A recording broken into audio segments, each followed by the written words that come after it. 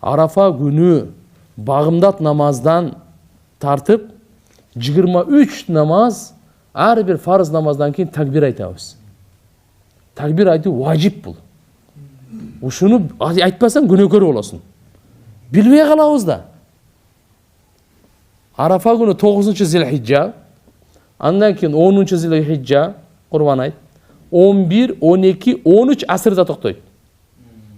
5, 5, 5, 5, 3-ө. 23 болду. Ханафи мазхабта ошо.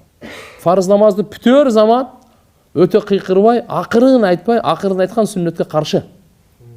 Кээде ичинен эле айтып коет да, андай болбойт. Аллаху акбар, Аллаху акбар. Ла илаха иллаллаху, Аллаху акбар.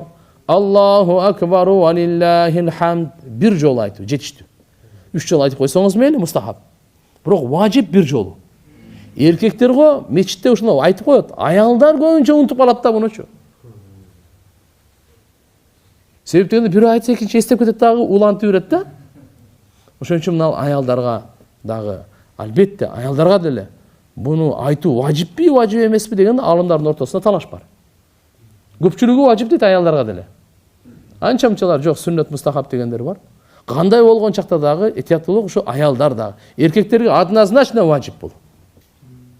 Буну айтуу, өзүңүз үйдө болуп калсаңыз деле, көчөдө болуп калсаңыз деле фарыз окуп калдыңыз да? Макулбу? Фарыз намаз ушу 23 намаздан кийин, фарыз намаздан кийин, сүннөттөрдө, нафилдерде болбойт. Түшүндүңбү? Кана бир айтып коелучу. Аллаху акбар, Аллаху акбар. Ла илаха иллаллаху, Аллаху акбар. Аллаху акбар ва лиллахил хамд. Машаалла. Мубарак. Бул ибадат.